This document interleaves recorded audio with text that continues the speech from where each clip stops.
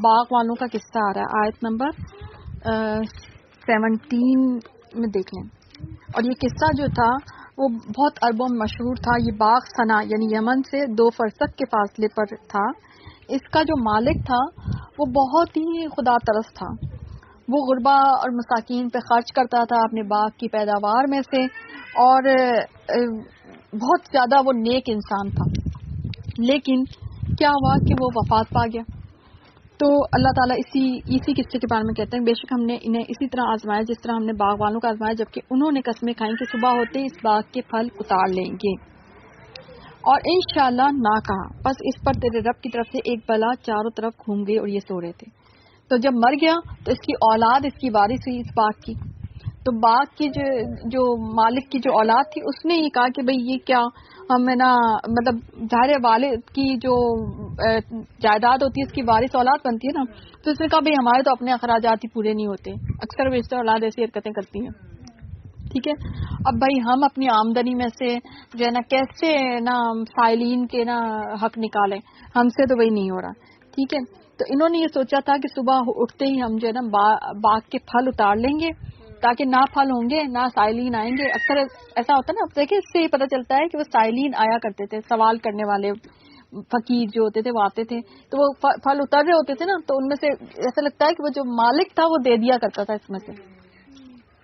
ٹھیک ہے, یعنی پیداوار آ رہی ہے اس میں سے ساتھ میں بانٹ بھی دیتا تھا کہ بھئی ٹھیک ہے اس میں سے دے دو. صحیح ہے. تو انہوں نے کہا کہ نہیں ہم ایسے کریں گے, چوری چھپے ہے نا وہ پیداوار اتار لیں گے, اور نا صبح صبح کوئی فقیر نہیں آ سکے گا, ہم اتار کے اپنے گھر لے جائیں گے اور ہم اس کو بیچ دیں گے. اور نا اللہ تعالیٰ کیا کہہ رہا ہے کہ اس باغ پر اللہ کی طرف سے ایک بلا جو ہے نا وہ پھر گئی. بس وہ باغ ایسا ہو گیا جیسے کٹی ہوئی کھیتی, ان تباہ ہو گیا وہ باغ. صرف نیت انہوں نے کی تھی ایسی, ابھی عمل بھی نہیں کیا تھا, نیت کی تھی. بری نیت کے اثرات دیکھ رہے ہیں آپ, اور اسپیشلی صدقات کے معاملے میں بری نیت. جب کبھی بھی آپ کو صدقات کے معاملے میں بری نیت آنے لگے نا, کوئی آپ کو ذہن میں آئے تو یہ واقعہ یاد کیا کریں کیوں, اور پھر شیطان اعوذ باللہ بھی پڑھ لیا کریں کیونکہ شیطان فقیر سے ڈراتا ہے. اکثر ایسا ہوتا ہوگا, کچھ چیز دینے کے لیے آپ سوچیں, کچھ کرنے کے لیے آپ سوچیں, شیطان کے کہا نہیں اپنا ہی نہیں پورا پڑ رہا, کیسے ہوگا. اچھا اولاد بھی اس کا مطلب ہے ایک اور چیز بھی, اولاد بھی تمہاری آزمائش ہے. بعض اوقات بچے خود بھی یا بچوں کی سوچ بھی انسان کو جو ہے نا کچھ اپنے لیے اللہ کے آگے سرخرو ہونے کے کام کرنے سے روک دیتی ہے. کچھ صدقہ جاریہ سے بندہ رہ جاتا ہے اولاد کی وجہ سے بھی. تو اولاد فتنہ ہے, آزمائش ہے. ٹھیک ہے, جو رب آپ کو دے رہا ہے نا وہ اللہ تعالیٰ اولاد کو بھی دے دے گا. ٹھیک ہے نا, تو اس لیے اولاد کے لیے جو ہے نا ایسی چیزیں, یعنی اولاد کے بارے میں اس طرح سوچنا نہیں ہے. اب اتنا بڑا باغ تھا اور سب کچھ, جب اولاد, اور آپ دیکھیں باپ اتنا نیک تھا مگر اور کتنا کچھ چھوڑ کے گیا, اور آپ دیکھیں وہ کتنا کچھ دیتا ہوگا جو جس کا ذکر آ رہا ہے, یہ بڑا مشہور قصہ تھا. اس کے باوجود کمی تو کوئی نہیں ہونے دی اللہ تعالیٰ نے. ٹھیک ہے نا, لیکن جیسے ہی اولاد نے بری نیت کی وہ باغ جو ہے پورا تباہ ہو گیا. ٹھیک ہے, اب صبح ہوتے ہی انہوں نے ایک دوسرے کو آوازیں دی کہ اگر تمہیں پھل اتارنے تو اپنی کھیتی پر سویرے سویرے چلو. یعنی ایسا لگتا ہے ساری اولاد ہی ایک جیسی تھی, یعنی بعض اوقات ہوتا ہے نا کہ ایک دو ہوتے نہیں, ساری اولاد ایک جیسی تھی.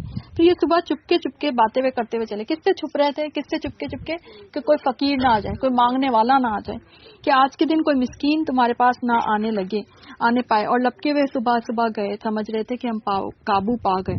جب انہوں نے باغ دیکھا تو کہنے لگے یقیناً ہم راستہ بھول گئے.